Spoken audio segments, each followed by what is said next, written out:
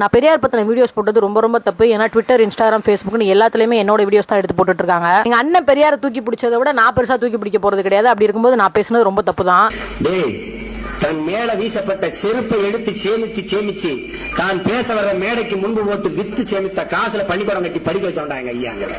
மூத்திர சட்டியை தூக்கி கொண்டு தெருவாக போய் எங்கள் மேல சுமத்தப்பட்ட சூத்திர பட்டத்தை துடைக்க போராடிய மாபெரும் தலைவன்டா தந்தை பெரியார்.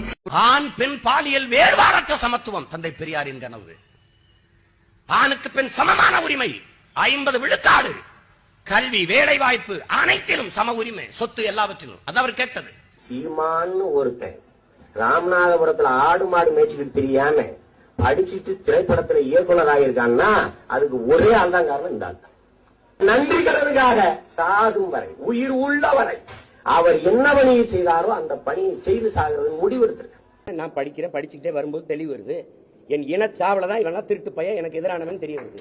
2008, 2009, 2010 தான் திராவிடம் திருடன். புத்தகங்களை மறுவாசிப்பு செஞ்சதுக்கு அப்புறம் 2008, 10 மாறி இருப்பாரு. ஆனா 2022 பெரியார தூக்கி தான் பிடிச்சிருப்பாரு. அதான் எங்க அண்ணன். பெரியாருடைய அப்பா திருச்சியில ஒரு கோயில்ல, அந்த கோயில்ல இருக்கிற குருமார்கள், அந்த ஐயர்களுக்கு எல்லாம் சாப்பாடு போடணும் அப்படின்னு உயிரில் அந்த எழுதி வச்சு போயிட்டார். அவங்க சாப்பாடு போடலைன்னு ஒரு வழக்கு பெரியார் மேல போட்டாங்க. இவர் பெரிய ஐயா கேட்கும்போது, நீதிபதி நீங்க என்ன சாப்பாடு போடலையா, உயிரில் இருக்கிற மாதிரி நீங்க ஏன் போடலன்னு. நான் போட்டேங்க, நான் போட்டேன். அவங்க சாப்பிடல.